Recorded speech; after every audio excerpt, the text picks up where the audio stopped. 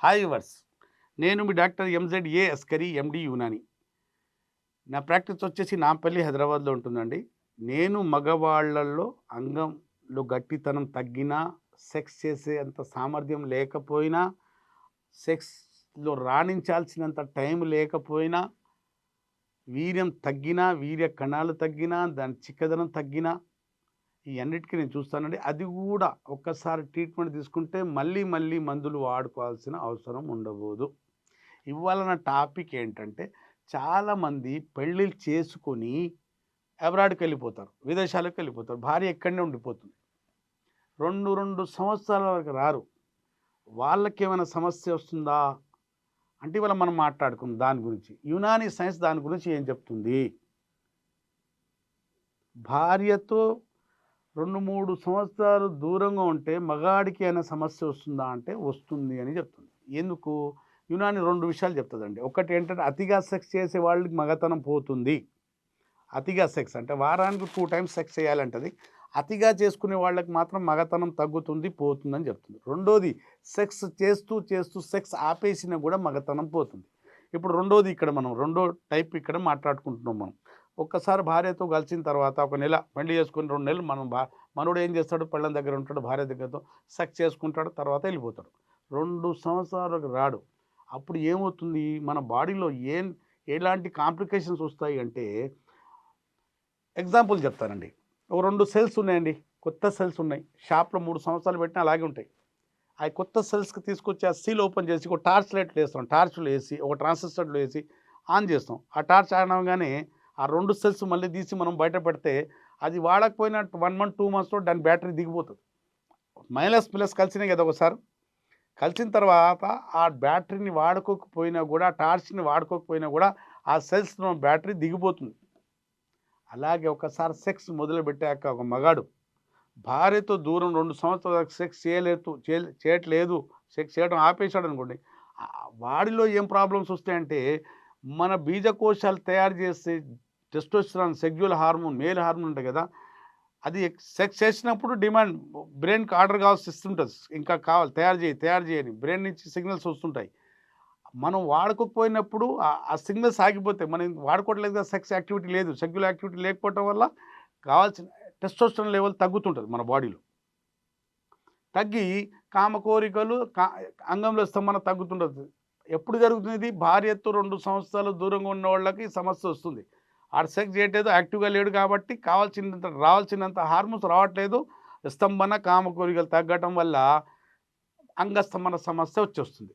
ఆ 2, 3 సంవత్సరాల నుంచి తర్వాత అబ్రాడ్ నుంచి ఇంటికొచ్చి భార్య మళ్ళీ సెక్స్ చేద్దామంటే అంగంలో అంత చలనం ఉండదు. అంత గట్టితనం ఉండదు. ఆ కామ కోరికలు అప్పుడు పరేషాన్ అవుతుంటాడు మనోడు. అరే! ఏమైంది నాకు ఏమైంది? కొందరు అలా కాకుండా భార్యతో 2 సంవత్సరాలు ఉండి, దూరం ఉండి ఊరుకోరు. హస్తప్రయోగం మొదలుపెడతారు. అప్పుడు కూడా మగతనం తగ్గుతుంటది. అప్పుడు కూడా సమస్యొస్తుంది.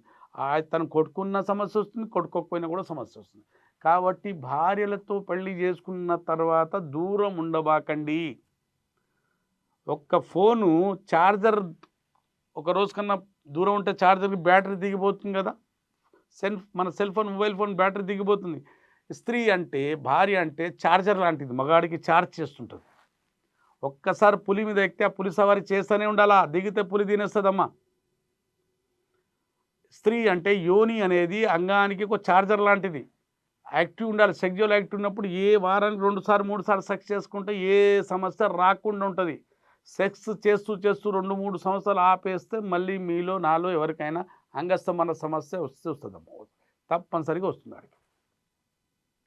అబ్రాడ్‌లో ఉన్న భార్యలతో దూరం ఉన్న వాళ్ళకు మీరు అబ్రాడ్‌లో భార్యకు పిలుచుకోండి. లేదంటే మీరు భార్య దగ్గర ఉండండి. సెక్సువల్ యాక్టివ్‌గా ఉంటే మీకు ఎలాంటి సమస్య రాదు. మీరు ఇబ్బంది పాలవ్వరు. కానీ హస్తప్రయోగం చేసుకుంటున్నారనుకోండి దూరం ఉండి, అప్పటికి మీకు సమస్య వస్తుంది. హస్తప్రయోగం చేయట్లేదని అప్పటికి కూడా సమస్య వస్తుంది. కాబట్టి పెళ్లి చేసుకున్న తర్వాత ఒక్కసారి సెక్సువల్ యాక్టివ్ అయినప్పుడు భార్యలతో ఉండండి, పార్ట్నర్స్‌తో ఉండండి. మీకు ఎలాంటి సమస్య రాదు.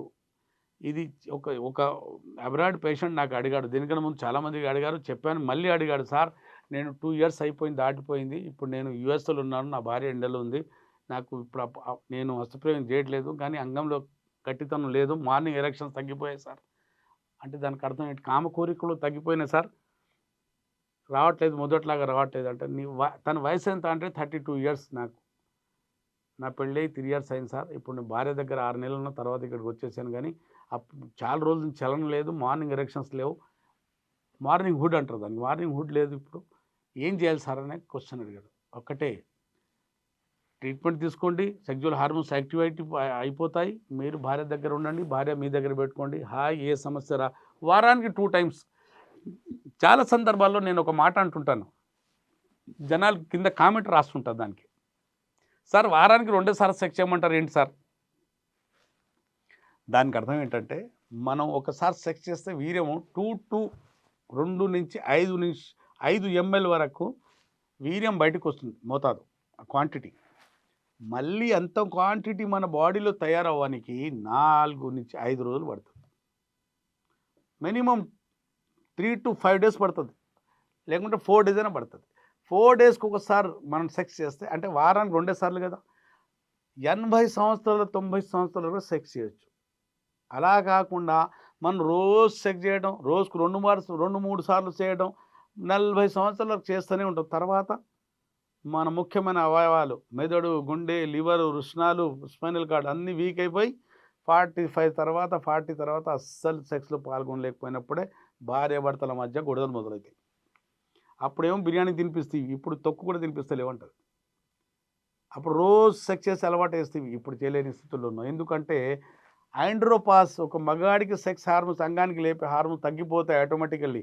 ఆ హార్మోన్ తగ్గటం వల్ల అంగంలో గట్టితనం, కామ కోరికలు, టైమింగ్ మొత్తం తగ్గేసి ఆమెకు సుక్క పెట్టేంత దమ్ము, పర్ఫార్మెన్స్ లేకపోవటం వల్ల ఆ మాట ఆమె అనడం జరుగుతుంది. అప్పుడు గొడవలు మొదలవుతాయి. ఆమెకు కూడా కామ కోరికలు తీర్చాలి కదా, ముందు బాగా చేసావు, అలవాటు వేసావు, అదే అలవాటు ఉంటుంది ఆమెకు.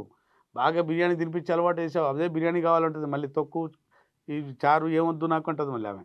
అంటే సెక్స్ అతిగా చేసినప్పుడల్లా మనం బలం పోతుంది, ఆమెకు ఒక అలవాటు కూడా పాడైపోతుంది. కాబట్టి మొదటి నుంచే ఫస్ట్ మనకు శోభనం ఎక్కడి నుంచి జరుగుతుందో 15 రోజుల వరకు నువ్వు ఎన్నిసార్లు సెక్స్ చేస్తే అదే అలవాటు ఉంటుంది మన పార్ట్నర్. మీరు వారానికి 2 టైమ్స్ 3 టైమ్స్ చేయండి, మీకు ఏమి ఇబ్బంది రాదు, 70 సంవత్సరాలకు చేయొచ్చు.